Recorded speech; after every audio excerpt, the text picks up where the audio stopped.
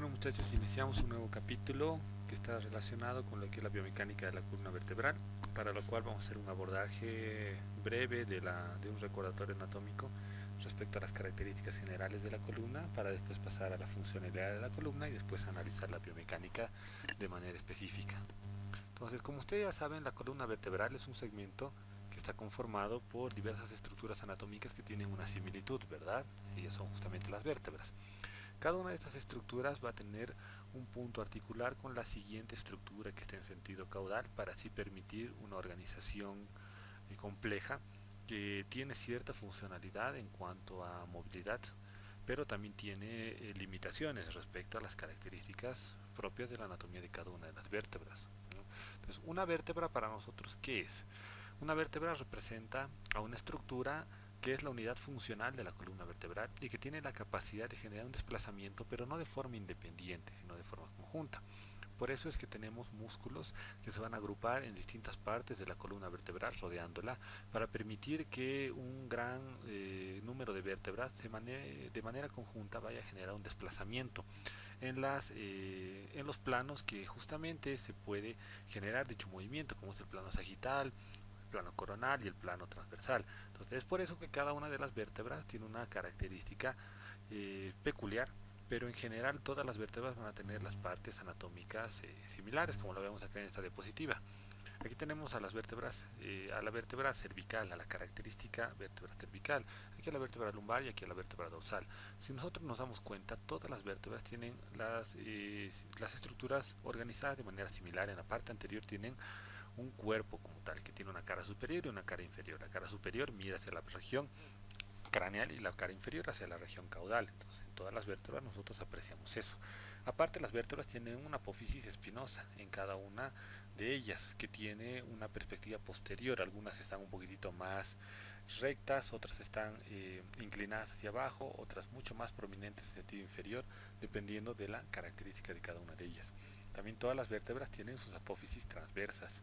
Estas apófisis transversas tienen una perspectiva lateral y sirven para la inserción y origen de algunos músculos y ligamentos de la columna.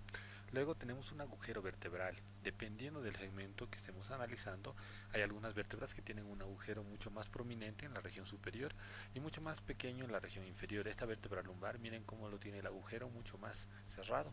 Eso es porque la médula espinal, que pasa justamente por este agujero, ya tiene su segmento terminal en esta región, y prácticamente ya en la región sacra ya no tenemos médula, simplemente tenemos las terminaciones nerviosas. En cambio, la médula es mucho más ancha en la región cervical, entonces por eso tenemos una diferencia en cuanto a la característica anatómica de cada una de ellas. Aquí nosotros vemos una perspectiva lateral de cómo está conformada justamente la columna, ¿no? Aquí tenemos una región dorsal que está siendo explorada, en la cual nosotros vemos que en la perspectiva lateral tenemos justamente distintas emergencias por las cuales puede salir el nervio. Si nos vamos a la diapositiva anterior, nos damos cuenta que aquí en la región lateral de cada una de estas vértebras, entre lo que es la lámina, que es esto, y el pedículo, que es la parte superior que comunica con el cuerpo, tenemos un espacio, y ese espacio tiene que ser articulado directamente con la vértebra que está en la parte inferior, dando lugar a lo que se denomina agujero de conjunción. Ese agujero de conjunción, que nosotros lo vemos aquí en esta vértebra mucho más marcado, aquí también lo vemos en esta vértebra cervical, que es un poquito más pequeño en la vértebra dorsal.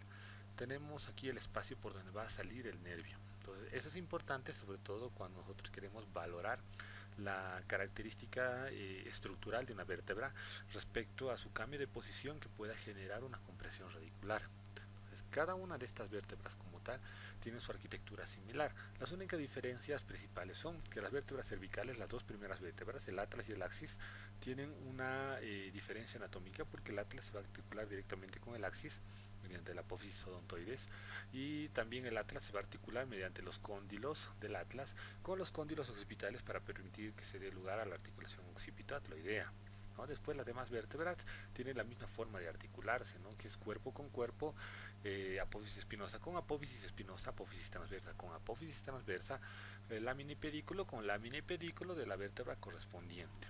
El único segmento que va a tener otro punto de contacto articular es aquí lo que nosotros vemos en las vértebras dorsales, lo que da lugar a la articulación costo-vertebral, que es una articulación que tiene un segmento de cartílago que que está directamente unido al cuerpo de la costilla y que va a llegar a articularse en esta zona con la carilla costal que tiene justamente esta vértebra para permitir que las costillas tengan un punto de estructura diferenciado con la región dorsal de la columna vertebral. Bien, ahora sí pasamos nuevamente a esta diapositiva, como les explicaba aquí. Miren cómo este nervio sale justamente por el agujero de conjunción de esta vértebra para permitir justamente la emergencia del mismo y así que se dé lugar a la formación de los plexos o que este nervio directamente vaya a inervar un segmento motor, o sea, un músculo o que recoge información sensitiva para llegar a la médula espinal con sus distintas astas que aquí se ven un poquitito en esta zona.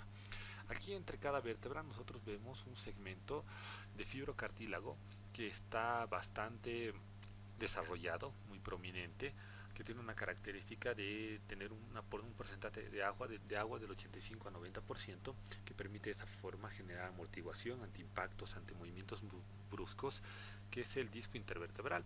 Lo que vemos aquí de celeste es el núcleo pulposo, que es justamente lo que almacena mayor cantidad de agua en esta zona para permitir justamente el desarrollo de la movilidad de esta región y también para permitir que no exista un impacto que genere una lesión directa sobre el cuerpo vertebral. Respecto a los movimientos generales de la columna vertebral, no se olviden que cada uno de estos movimientos se tienen que analizar en cada uno de los segmentos anatómicos de forma diferenciada.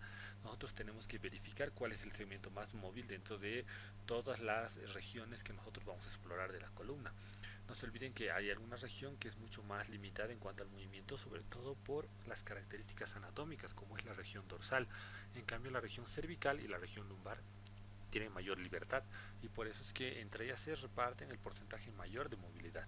Desde el punto de vista suyo, muchachos, ¿cuál creen que sea el segmento que va a tener mayor libertad de movimiento? ¿La región cervical o la región lumbar?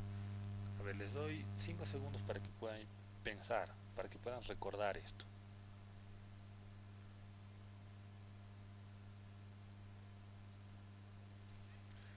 Bien, a ver, ¿cuál es su conclusión? ¿Cuál creen que sea el segmento más móvil? Aquí nosotros en la diapositiva vemos que los movimientos cervicales son bastante fluidos, pero hay que considerar algo. La región cervical no se mueve de forma independiente. Hay que considerar que también tenemos a la articulación occipito-ateloidea que da lugar a una gran cantidad de movimientos, sobre todo para las inclinaciones y para la flexoextensión.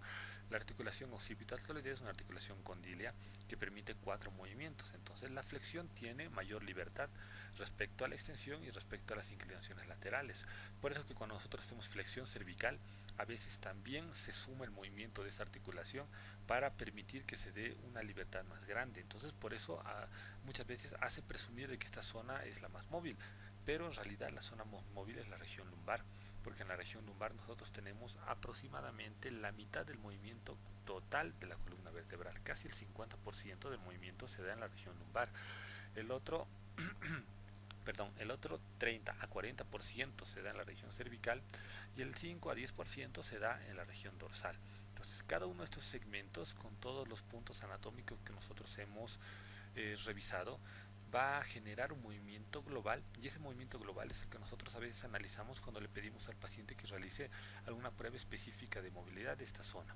Entonces, lo que nosotros ya vamos a ver en el siguiente capítulo es la característica que de cada una de las vértebras como tal, o sea, qué articulaciones se forman en esta región, cómo estas articulaciones generan una movilidad independiente para después proyectarse una movilidad global y cuál es la forma adecuada de hacer un análisis cuantitativo de esta movilidad articular, porque de esa forma nosotros vamos a tener una idea bastante clara de cómo relacionarlo con un modelo disfuncional, porque el modelo funcional hace referencia a todos los grados que tenemos en la amplitud fisiológica de una articulación y el modelo disfuncional es la patología que restringe dicho movimiento. Entonces eso es lo más importante dentro de este análisis biomecánico de la columna vertebral. Entonces es una introducción relativamente corta, por favor hagan una revisión anatómica porque la siguiente clase ya la vamos a hacer mediante la plataforma Zoom para que así también ustedes puedan participar, puedan ganar puntos y de esa forma también complementar la información que estamos llevando hoy día. Bien muchachos, entonces cualquier duda o consulta me la hacen por el grupo de WhatsApp.